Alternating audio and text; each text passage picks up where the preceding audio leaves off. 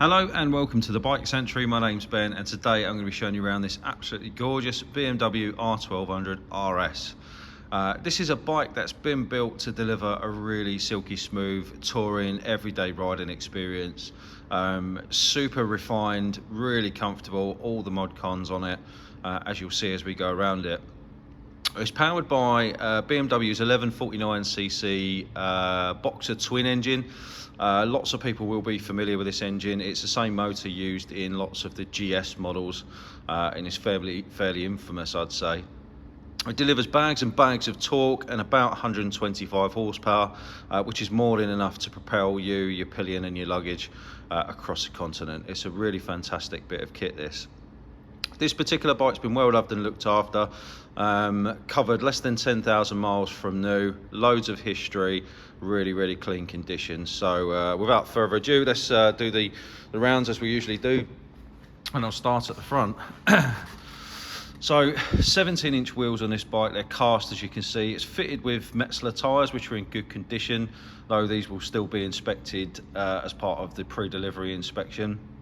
The bike's fitted with TPMS sensors which effectively monitor the tyre pressure system. So if you're riding across the continent and things like that, it's a very reassuring system to have, let's say. Brakes are provided by Brembo. These are 310mm discs and they're paired with 4-pot radially mounted calipers. The calipers, as you can see, have got braided lines on them, and also the bike has ABS standard, which is all plumbed into the various riding modes that I'll talk to you about shortly. The bike's finished in what BMW call triple black. I'm not really sure how much blacker than black you can get, but this is triple black. The bodywork's in very good condition. Obviously very few minor signs of wear and tear, being a used bike, but overall I'd say this bike is really clean and above average in terms of condition. LED indicators all around, as you can see, and the bike is accented with some little gold bits here and there. As you can see, the fork legs and the stickers just sort of set the bike off a little bit. The bike's fitted with engine bars. This is a really good modification to have on any Boxer engine because, as you can see, the actual side of the engine protrudes slightly from the bodywork, so it's the first thing to touch down if you do have a minor drop. So that's a really nice modification to have. There are just a few little marks on these bars. Because they stick out quite a bit, people do tend to catch them on things like, walls and, things like that as they wheel them in and out of the garage. Certainly doesn't look like it's ever been down the road, dropped or anything like that, but always worth mentioning nonetheless. Towards the back, you'll see that we've got a centre stand. That's a nice thing to have, though you don't particularly need it for maintenance because this is shaft driven, of course, no chain on this bike at all, so it just helps to reduce the maintenance costs.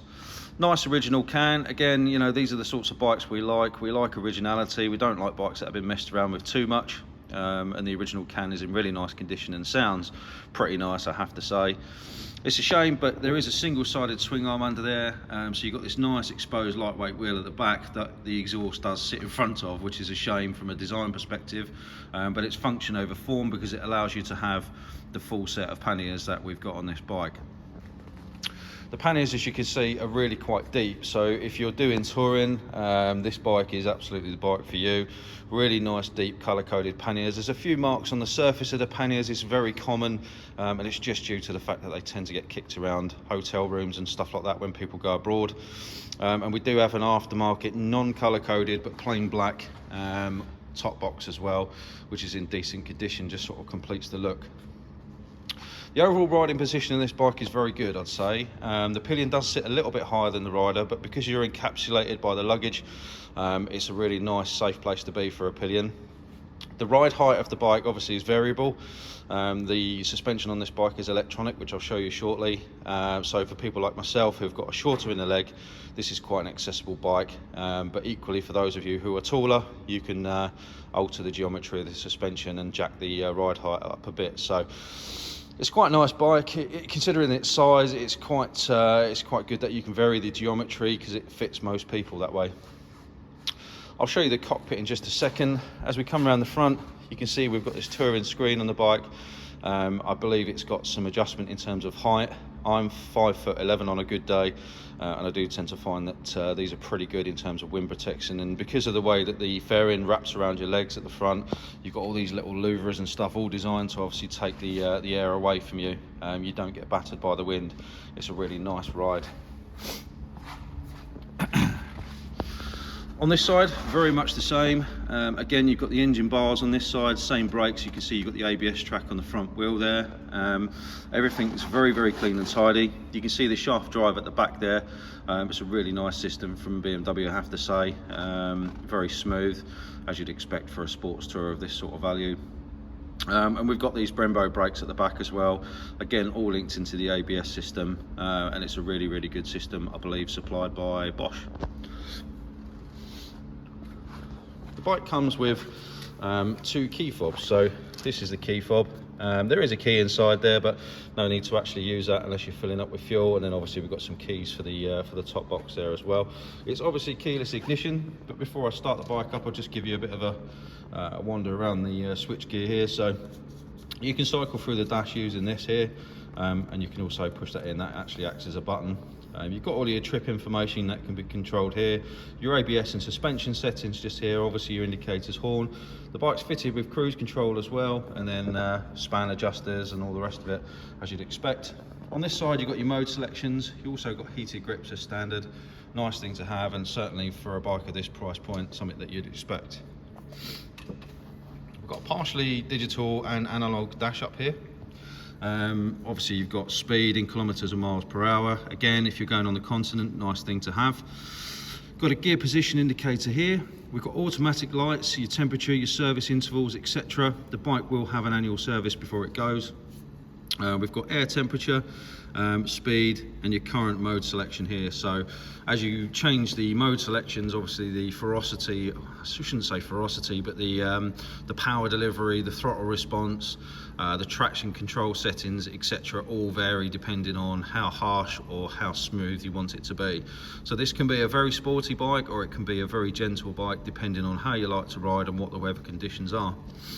On the right hand side, obviously you've got a fuel gauge. This does have a very large tank, again all in the nature of a touring bike. I would say you do want a large tank. You certainly don't want to be stopping too regularly if you're trying to get across the continent. There are lots of nice little features on this bike. I really like the fact that you get things like span adjusters. Obviously BMW have really thought about the riders in that respect. Everything's very well made and very machined, right down to the last little detail. So it's a heck of a lot of bike for the money, in my opinion. And if you're looking to do any trips across the continent this year, or even sort of the NC 500, or even if you're just looking for a bike that could be used for day-to-day running, it's a fantastic choice. You know, you take all the luggage off, and this bike will do just about everything that you want it to do, in my opinion. Very sporty looking front end, very sort of reminiscent of the S1000RR. It's got those offset headlights, which I think look really cool, very quirky, and the actual bike itself is very well designed. All the fixings and fixtures and everything like that are really, really nice, and lots of feature and technology all built into the bike. The bike's going to come with a 3-month warranty. It will also come with free delivery within England and Wales. We offer delivery to Scotland for a small charge, and we offer all the usual dealer trimmings, so finance, part exchange, etc. Any accessories you purchase with the bike will be fitted for free, so if there's anything additionally that you'd like with the bike, clothing, that sort of stuff, please let us know and we'll do our best to hook you up. That's it from me. If you've got any questions, please feel free to reach out. We've got WhatsApp, live chat, we've got all the social medias. You can pop into the showroom for a chat and a coffee, try the bike on for size, or feel free to pick up the phone and ask us any questions that you've got. Thanks very much for watching, and I look forward to speaking to you soon. Take care.